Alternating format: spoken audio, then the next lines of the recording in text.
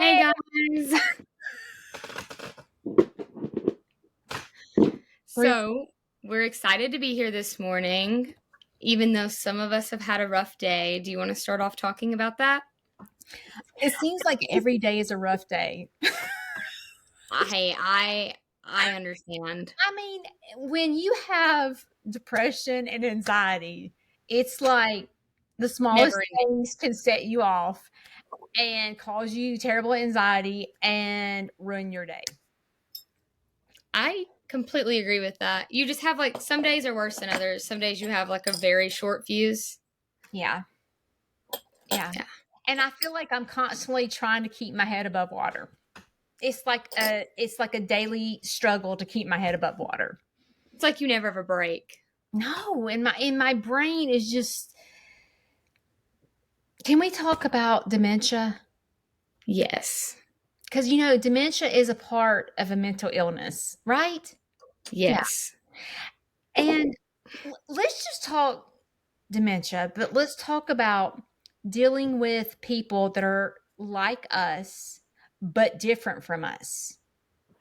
And what I mean by that is you and I suffer with anxiety and depression. And when you have people in your life that struggle with anxiety and depression, but the difference in you and I is we talk about it. We talk Yeah. about our feelings. We talk about our emotions. We talk about how to be better. We go to counseling. We take medicine. And the people that are in my life that have anxiety and depression and just wallow in it, I can't handle Yeah. it. I cannot handle it. Like, And I think we all can have days we do that, but if you just sit there and constantly, like, there'll be like weeks that I'm just so down and I can't help it. But the more you just sit there and don't do anything about it, you don't try to not be depressed, the worse it's going to get. yeah, and I'm dealing with under I have never really dealt personally with anyone with dementia.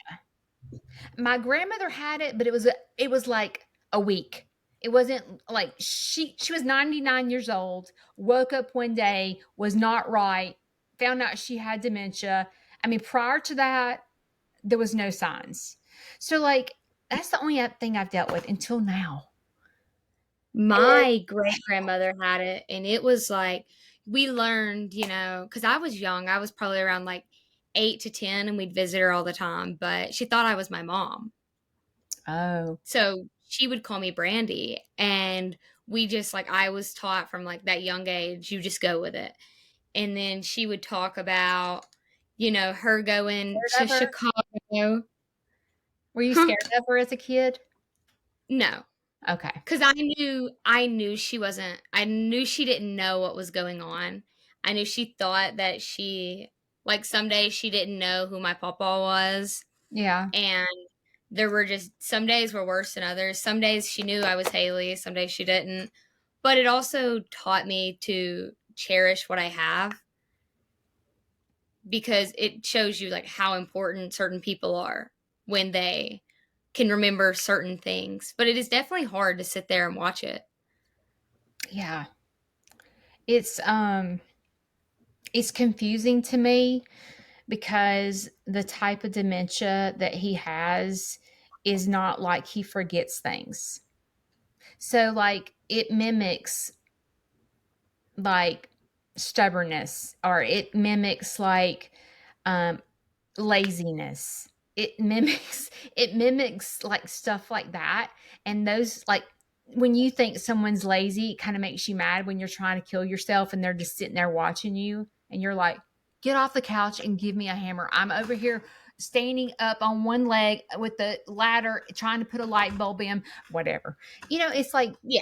it mimics those things that are normal, and it's confusing because you don't know what is dementia and what is other things, like other mental illnesses like anxiety. Like, what is it? And today was a train wreck. So he had to go to the doctor today. It was his last radiation, but he had to see the doctor beforehand because he fell on Thursday. Ooh. I needed to let the cancer doctor know that he had fallen, and this is the second time he's fallen. And so, I did not tell him about his appointment because he gets obsessed and anxiety. He's pacing the floor, anxiety won't eat. So I decided just to wait till Monday morning. And Yeah. um, so when I told him this morning, he went and sat in the car for an hour and a half. And I'm like, what is this? And I guess it's the dementia. I don't know.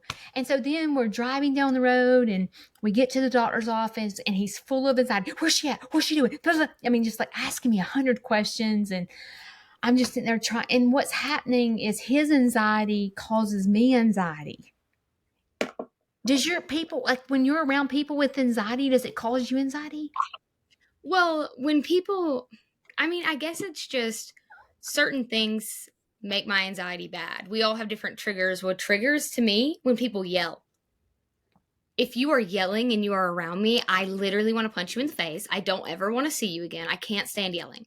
If you are yelling at me, or not even just me, if you're yelling at something, and the thing that just irks me the most is when people think, now we all raise our voice when we don't mean to, Yeah. but if you're constantly raising your voice and it's not helping anything, it's no reason. Like when people scream at like their kids in an obnoxious amount. You know what I mean? You'll be around those parents that like scream at their kids and you're like, what are you doing? Like, no. Yeah. Screaming, not my thing. It gives me so much anxiety. So if someone's anxious or like mad and they're screaming because the world's not going in their favor, it turns my world around because now I'm anxious because they're screaming. Yeah. I, I don't know if that makes sense. we got like one thing that gives me anxiety, which kind of talks like kind of like yours, is I can be in the car with the radio up if I'm in the car and I have control of the volume. But if I get in someone's car, like my kids, and they turn the radio up, I'm like this. I'm just like and they laugh at me. I'm like, I can't handle it. I cannot handle it, and I have to turn the volume down because my whole insides are like shaking. No, I understand.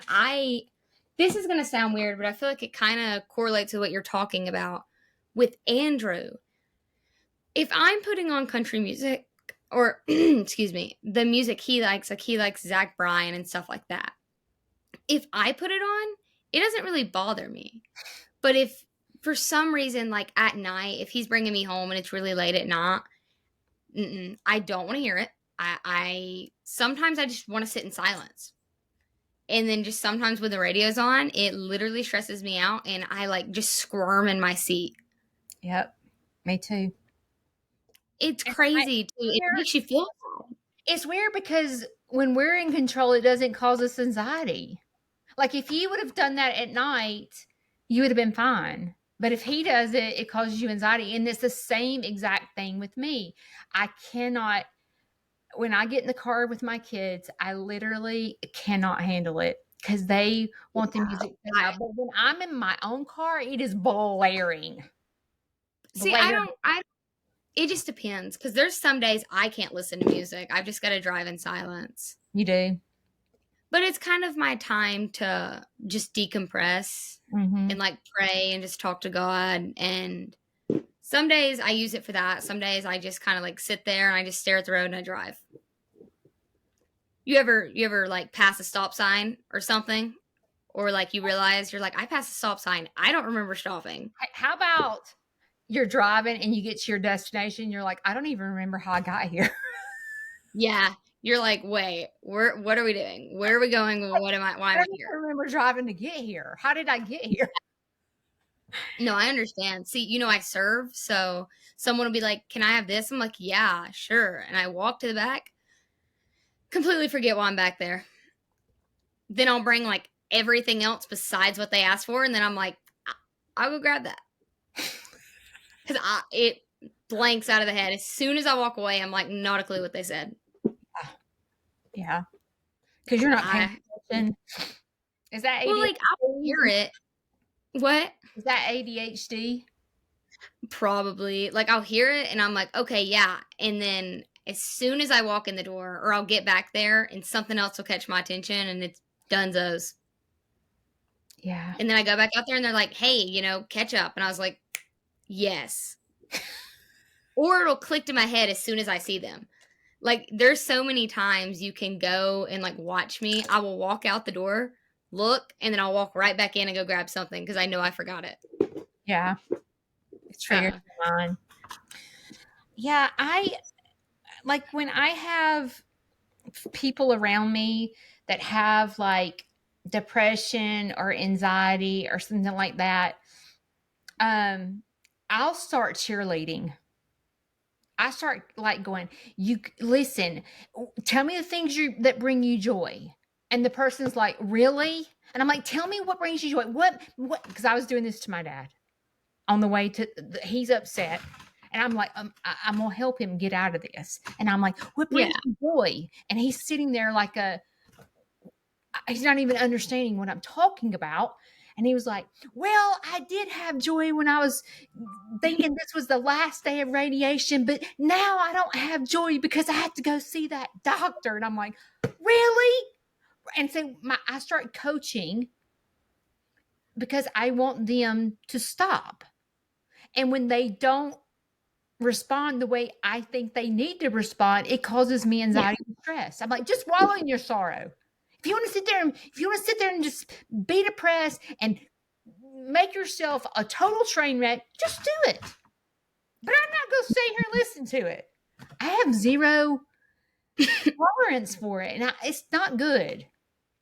See, I have two different things. The first thing that bothers me is when people want to complain that they are depressed, but it's situational. And they're like, you don't understand. And I'm like, sweetie, you're sad you failed your test. I'm sad every day.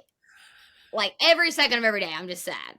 Don't try to tell me I don't understand because you failed your test. Like I get it. And Andrew and I had this conversation the other day, and he's like, so do you kind of just think that they shouldn't be upset? And I'm like, no, I just think that they shouldn't act like they're better than me because they're upset right now. I was like, I don't think I'm better than anyone. I don't think that I'm more depressed than anyone. But I do know that you're not going to sit here and complain to me and say I don't know what I'm talking about when I've literally been diagnosed for 6 years and you're just upset you failed your math test. Well, situational depression and chemical depression is two different depressions. Yeah, and I feel like we all have our crazy within our mental illness. And like I call them freakouts. Like I have panic attacks and stuff, but we all know that like one kind of like panic attack that you go like crazy and you can snap on people and all that. I do not have those in public because I have enough self-control to save it until I'm alone or with just like Andrew. Yep. Cannot handle when people take all of their frustration out on everyone around them, especially when they're just trying to help. That to me makes you look disgusting as a human being. If you are like, I completely get it. And I've been in a situation where I've just had to go to the bathroom and cry. But you should never take all of your anxiety and all your frustration out on a group of people. Yeah. I feel like you can have some control over it. The fingers are pointed at you. Yeah, because I think at some point, these people deal with it so much. The last thing you should do is scream at them. Right. Especially when they're like your support group. Yeah. Like we've all screamed at like our boyfriend, spouse, husband, whatever. We've all messed up, said the wrong thing. Yeah. And I'll be the first one to tell you I do it all the time. But I would never be in a group of like my entire family or his entire family and just start absolutely screaming at them. Right. Because in my opinion, that makes you look like a piece of dookie because you shouldn't do that. Mm-hmm. You should never treat anyone like that because that's not their problem. And realistically, it's not. It's not your problem I'm depressed. It's not my problem you're depressed. It's not anyone else's problem on this world but mine.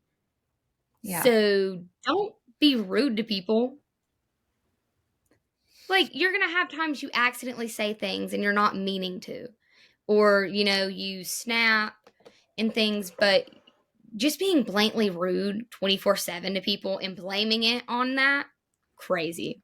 How do you handle, like, say that you have a friend or family member that you get in, let's just say, an altercation with, and it seems like they throw your mental illness in the equation of the situation.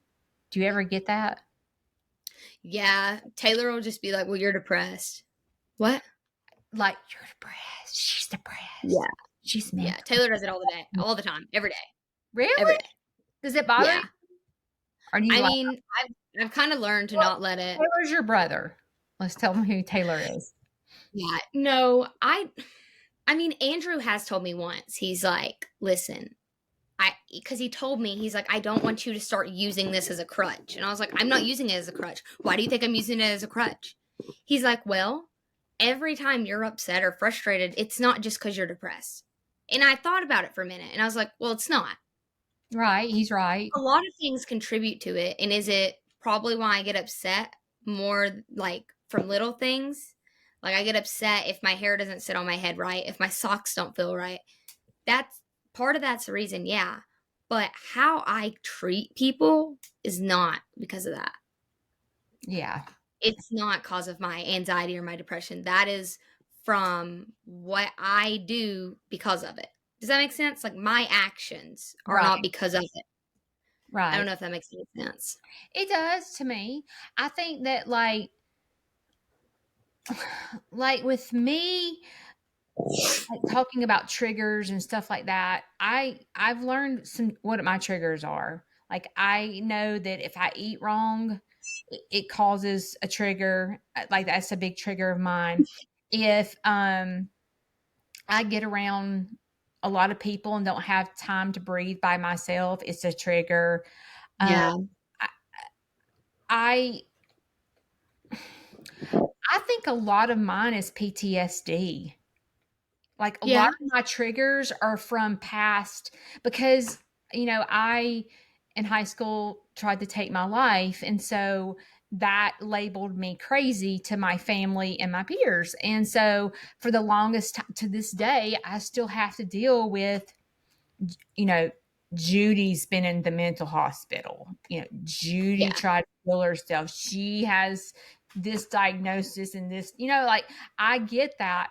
And especially, I get it from my family. And like, I should have support with my family, but I don't. I haven't. I It's getting better as I get older. But it's a lot of PTSD, and it causes triggers, and then it causes the trigger from that PTSD causes me depression and anxiety, big But I time. bet you can agree that if there are people in your family that struggle with mental illness, they don't treat you that way. Does, Well, or do this they? is going to sound bad, but I feel like they have it. They just don't have the diagnosis, because Oh, because yeah. But like the ones that do have it, like are diagnosed, yeah, are yeah. they better about it? Like not just calling you crazy and stuff? Like maybe they joke, but they're not actually meaning it. I'm I hate I don't have anybody that's had a diagnosis in my family but me. Like, no one See, goes to the doctor. my biggest support system, in my opinion, the one person I think that in my family, like blood relative, that really understands how I feel is my mom's mom, my Meemaw. She's like my saving grace because she's been through it all. She's been through so many adversities in her life and she has came out on top. Mhm. And I want to say that without my Meemaw, I don't think I would be the person I am today, the Christian I am today. I don't think I would be here. And, watching her battle these mental illnesses, and even from the stories I've heard, like how she turned her life around and now, her and God get her through this. It's not just her and it's not just God. They work together. And, she is just the one person I feel like I can talk to and not feel like I'm being judged, besides Andrew. Like she listens and she says, "Hey, I know how you feel. They don't get it, but it's going to be okay." Yeah, I don't have I don't have anybody in my family that I can do that to. I and you know, even like I'm a mother of two boys, right? And I think I've never just like point blank asked them, but you know, I had to when they were probably in middle school, I had to go to California to rehab for 60 days. And when I sat down and told them that I had, it was for my eating disorder. And when I told them, they were like bawling and like kind of in shock that, like, what are you talking about?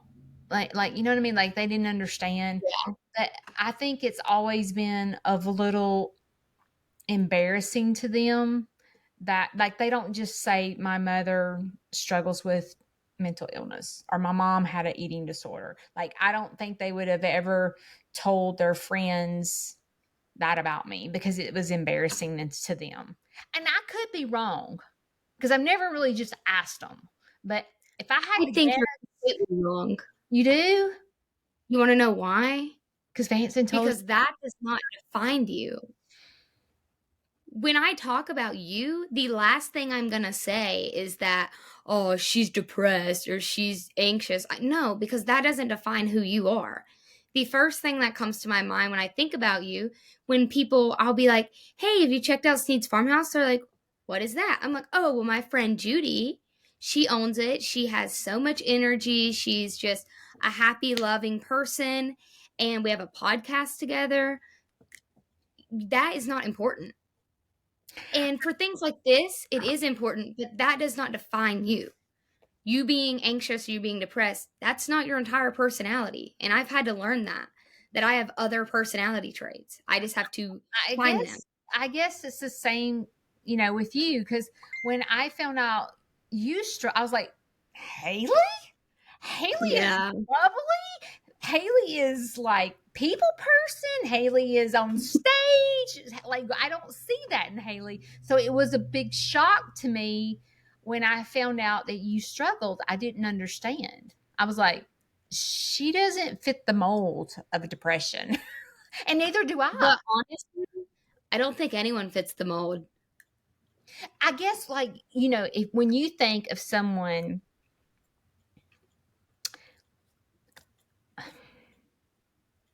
I've never said this on my page, and I'm going to say it on your page, but I have bipolar, okay? And the mold of bipolar is axe murderer, robbing banks, drug addict. Like, that's the mold that people put in that bracket.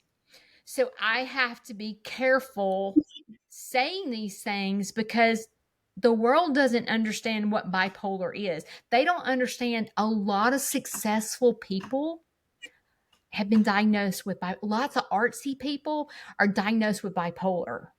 They can do amazing things because they're manic. And so a lot of people don't understand that. And you get into this bracket where people label you because they don't understand. And, you know, with me dealing with addiction in my family, I didn't understand it. So I had to go learn what addiction was and why they did the things that they did. And I so wish people that knew me, that loved me, would go and learn about bipolar to Yeah. learn how to hold my hand when I am in the dumps or I am manic, like learn how to help me manage my mental illness. It's hard and it's hard to talk about because people understand people with cancer. They when someone's walking around with no hair, they've got cancer. Immediately your heart breaks because they're holding a little kid's hand. Oh my gosh, that mother has breast cancer. But they can't see our disability. They can't see bipolar. They can't Yeah. see it's a crutch. If they see you depressed, oh gosh, she's just depressed. She's depressed all the time. She stays in a room, she Are stays you going to be in the mood today? Are you going to be like all day?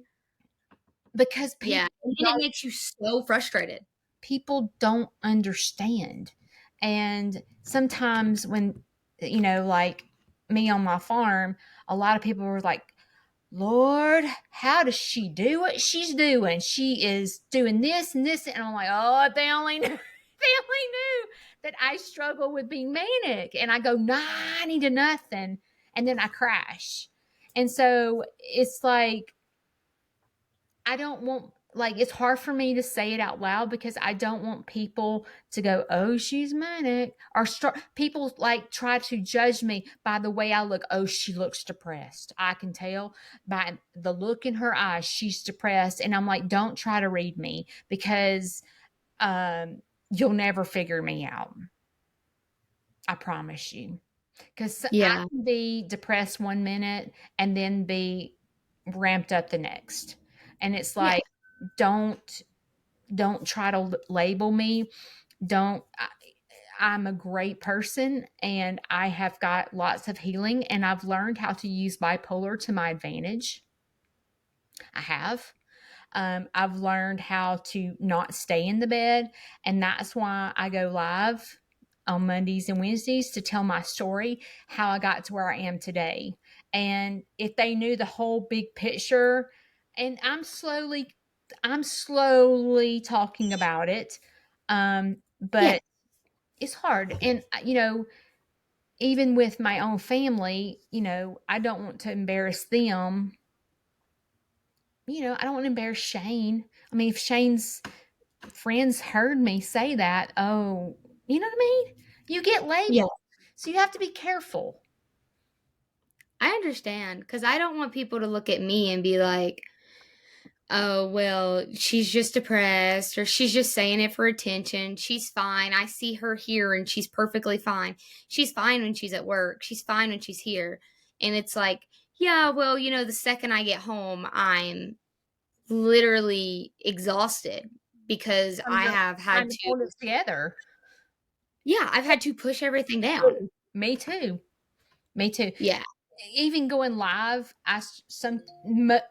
most of the time, I find myself going, oh my God, I cannot go live Monday. What am I going to do? I can't do it. Oh my gosh, I can't breathe. I can't do it. What am I going to do? I'm going to disappoint them. Oh my gosh. And then I'm like, Jody, get it together. Get it together. It's okay. And once I decide I'm just going to be me. If I'm depressed, I'm depressed. If I'm hyper, I'm hyper. I'm just going to have to be me. And at the end of the day, I need to have a following that loves me no matter what I am.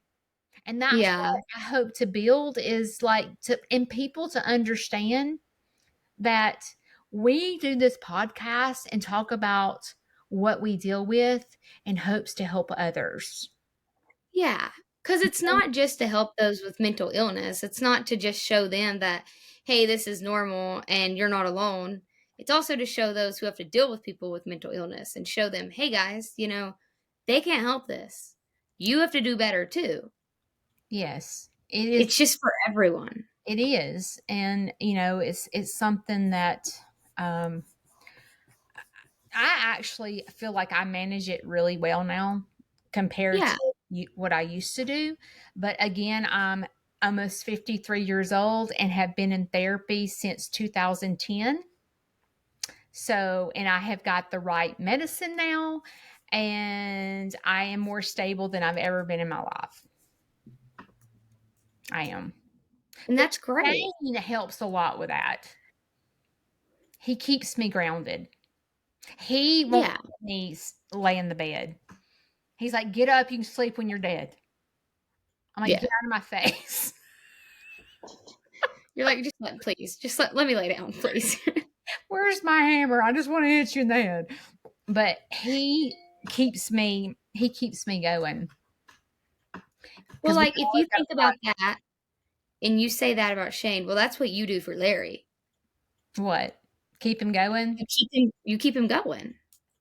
I've So never I thought know, of that. like, yeah, you sit here and I know sometimes you probably think like I'm a burden, and I know sometimes I feel like I'm worthless and I don't have a purpose, but right there, like, yeah, Shane helps you. Well, that's what you do for him.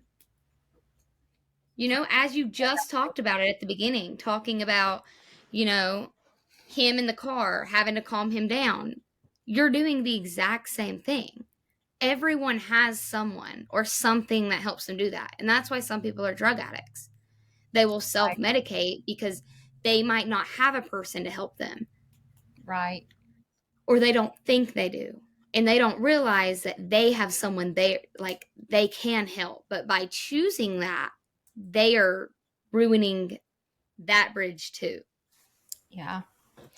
And this may be too much information, but I have been trying to research addiction just to understand it more, and Yeah. and I saw that this is probably too much information. I'm just being honest, but people talk about what is the best feeling in the whole wide world.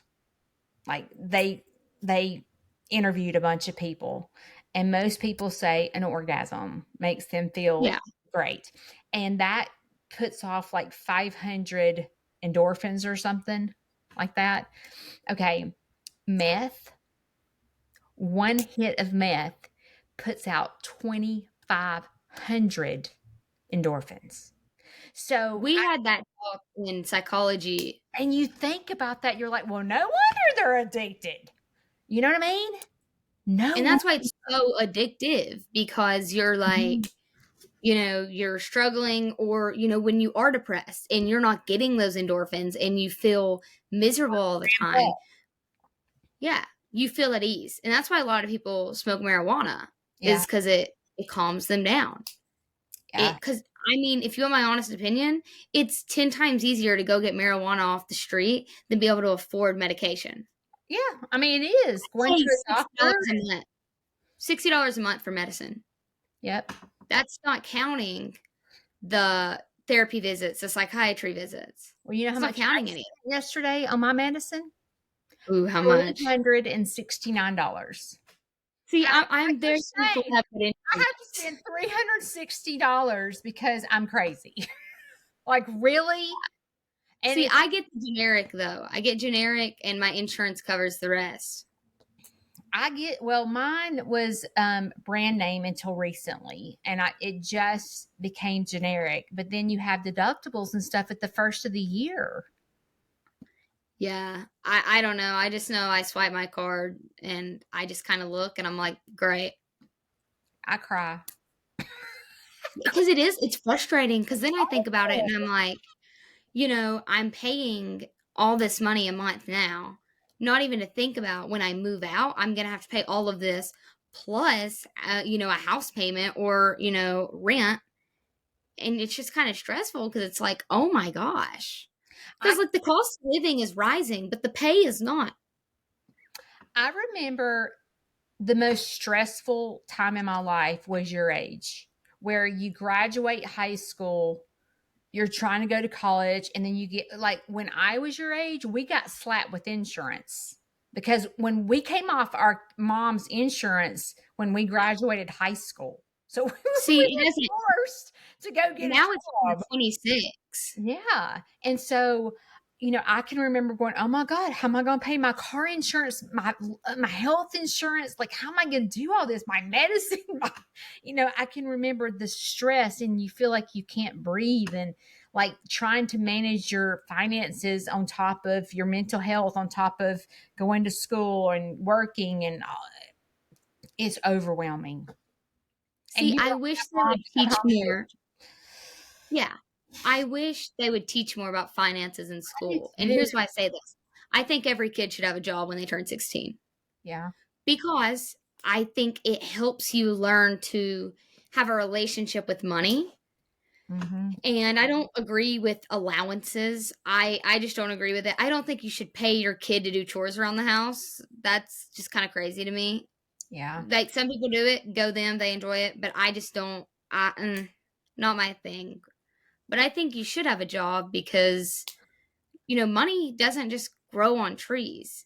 And I will say, if I wouldn't have gotten a job until I moved out, I'd be screwed. I didn't know things were this expensive. I didn't know gas added up over time. I Yeah. didn't realize that uh that $7 coffee or whatever you get, if you get one of those every day, that's a lot of money. Mm-hmm.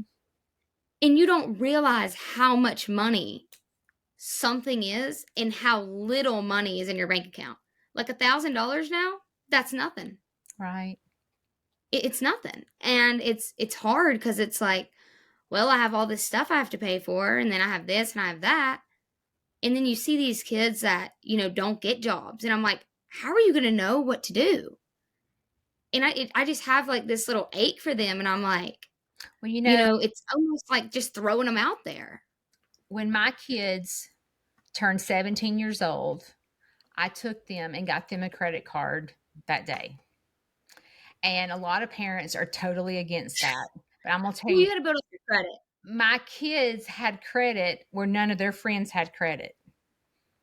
And they were able to sign an apartment. My son bought a house at 22 years old because he had credit.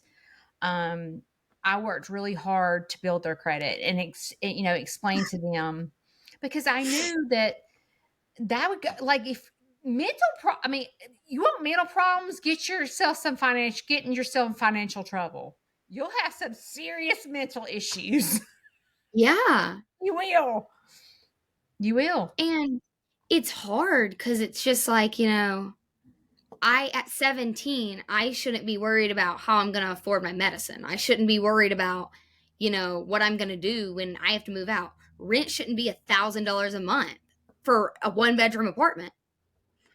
And, and then, like, you'll have something planned out, your plans fall through, and then it's like, well, what's the backup plan? Because I wasn't blessed to have a family that was wealthy, like very wealthy. I wasn't blessed where I had 2 incomes, both making upwards of $100,000 a year. I don't have that. I have a single mom. Me too. And I will say I'm a lot better off than most people, but my mom doesn't buy me everything. If I want something, I have to go buy it. If I want clothes, I got to go buy those. If I want, something new, I got to go get that. So Yeah. it's like, she won't pay for my college. Absolutely not. And you want to know why? I don't think your parents should have to pay for your school. And that's because when you decide to have a child, it's not your decision if they want to go to school or not. In my opinion, when you become an adult, you should make your own decisions. Because in the Bible, spread your wings, fly away. You're not supposed to stay under your mom and dad. You're supposed to go out, you're supposed to get married and have children, teach them the gospel so they can go out and lead people into the light of the world. And I'm a very big believer in that.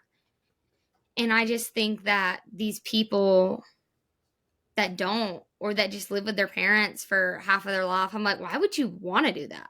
Yeah. Why would you want to live under someone else's rules? That's crazy. Yeah. And I guess I have a really hard work ethic, and I want to be able to say, I did this.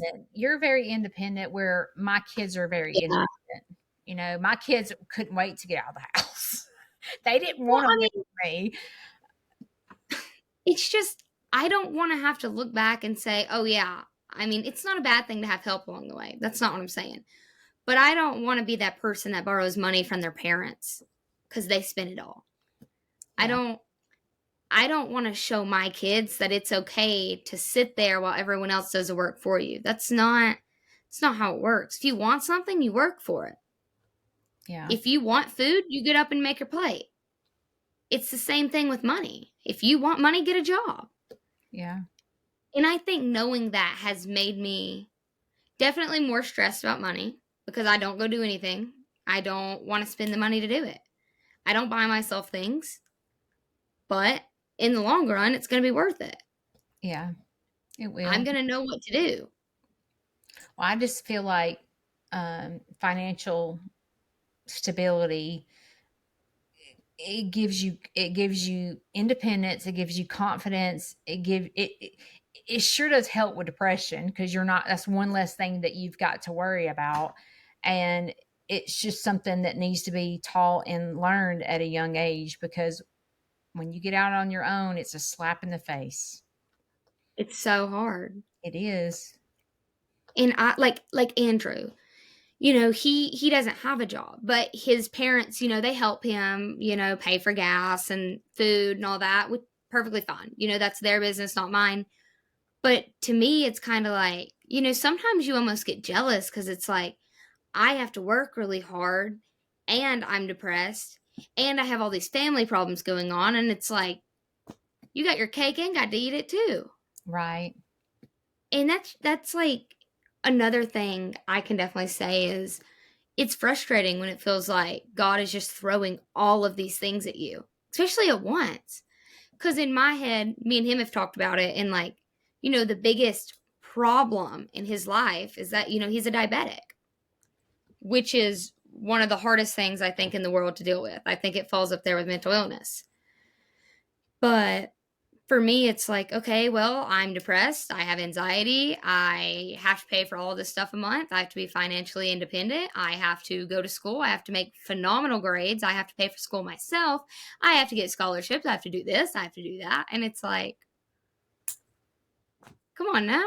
And it just makes you feel, and it makes you want to like be them. And it makes you jealous. And me and him have had this conversation. So he won't mind me like saying it. But I envy him sometimes because I'm like, it feels like you have it so easy. Yeah. But it's just a reminder that that's how life is. It's not fair. You know how they say the grass looks greener on the other side? Like Andrew, and the same thing with Shane. I feel the same way about Shane, okay, that you feel about Andrew.